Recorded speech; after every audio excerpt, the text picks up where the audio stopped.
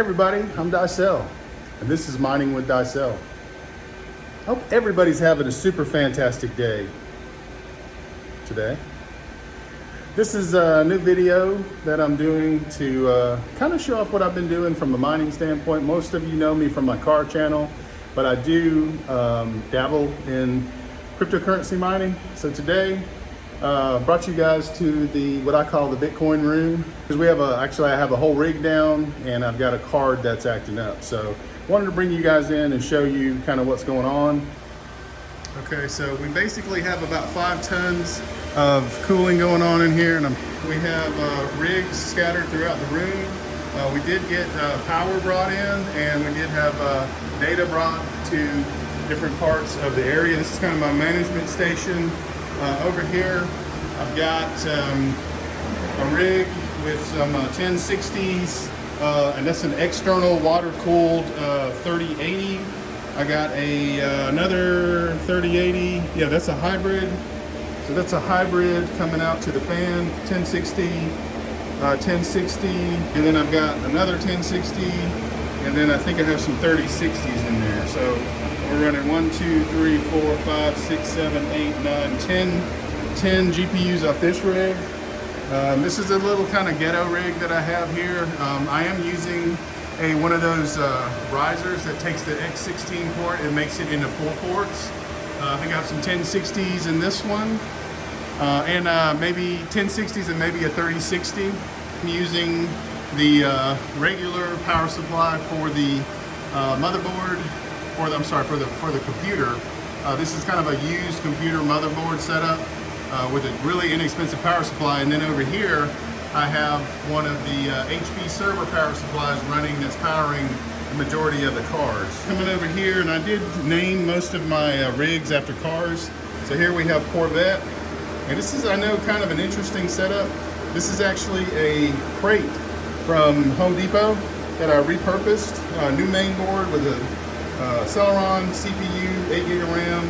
I am using quality risers and hardware for that.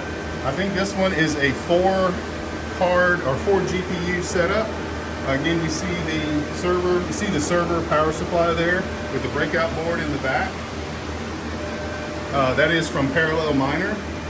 Coming over here, we've got Lambo, which is again kind of the same setup. I think those are also 3060s, or no, I'm sorry, these are 3090 Founders Edition cards. They do really well. Again, I'm kind of limited on these Asus main boards to 4 GPUs. I shouldn't be, but I am. So if any of you guys know the true BIOS settings for the Asus Prime, it's a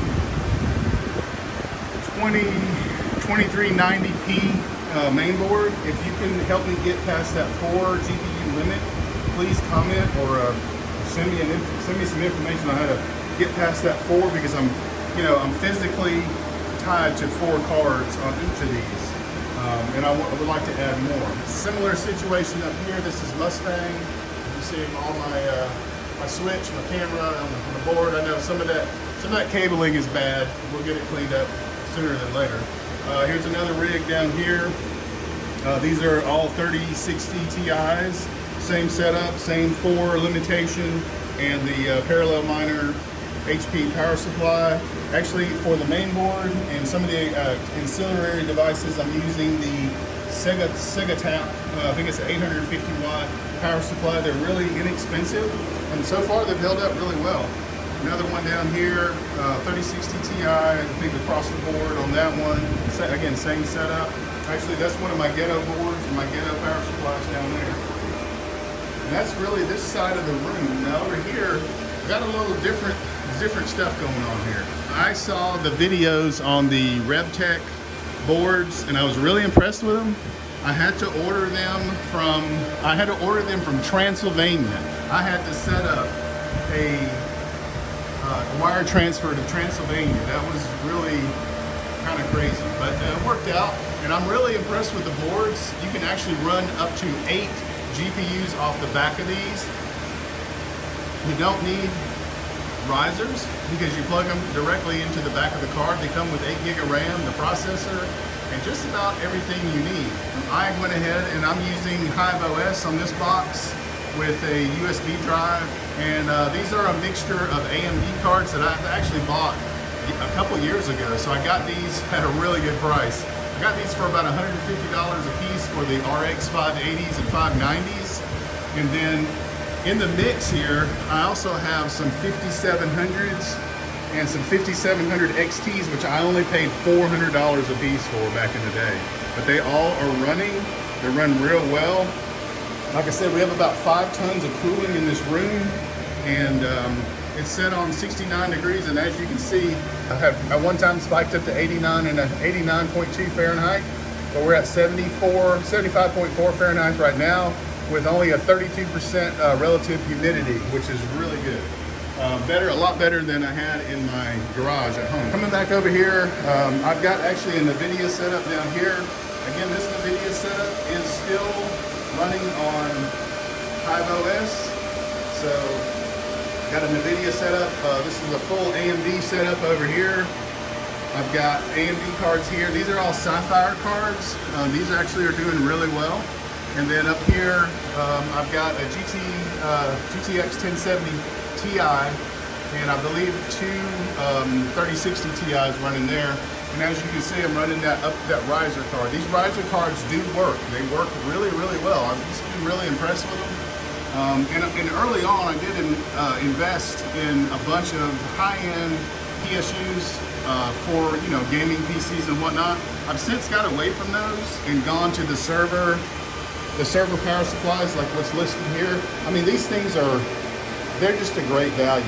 Now, I didn't get the fancy ones. This is a unit that I really didn't even understand how to use in the beginning. I had an email, Parallel Miner, but they were nice enough to email me and tell me that after you plug everything in, what you do is you turn on the power switch right there. That's how you power these boards, and this power supply on and off is with that button right there. Some of the newer ones are integrated with the main boards and the cards. And look how this one's set up. So this is another one of those Rebtech boards, and I actually have it off to the side. So this whole rig here is being run from that Rebtech board, which is just fantastic. And again, if you notice on the back of the Rebtech board, there is a spot. There's a spot for your, I think it's a 6-pin power supply connector. So you don't have to have a regular, normal computer power supply to run that. So, I'm sorry, I forgot this one down here. Now, this is a little box that I was messing with. It doesn't generate much at all, but it's actually an Antminer. It's a Z9 Mini. I think Sonofatech and Brandon have been talking about these, so I decided to go ahead and invest in one. It doesn't do much at all, but I have it on Nice Hash right now, and it's working. It's doing, I don't know, about $1, $1.50 a day. Another cool thing on this rig here, and I got to fix that fan. I got to take that card down, but this is a little screen that you can buy. I think it was, I want to say $70, and it has the HDMI interface. I just took some screws and screwed it into the side there, and it's powered via USB. So you just plug that right into your Rebtech board, your powered USB port, and it powers it, and then it's a mini HDMI so that you can have your HDMI as well. So I really wanted to do it with all the wooden rigs like that, but I just hadn't got around to it yet. So, yeah, so this is pretty much the Bitcoin room. At this point, I'm gonna figure out which one of these are down, and then I'm gonna reboot it, and then I gotta figure out, I think it's Rebtech 2, which I think is this unit right here, and I think one of these cards is not working. So I'm gonna have to power down and power up the rig and see if we can get that back online. So I figured out this is actually Chevette. This is actually my highest performing rig that's actually offline right now. So I wanted to show you guys how to turn off and on the rig itself. This is actually a Windows rig. I don't have a screen connected to it, so I'm just gonna reboot it and then look back in the interface to see what's going on. But down here I got a power switch.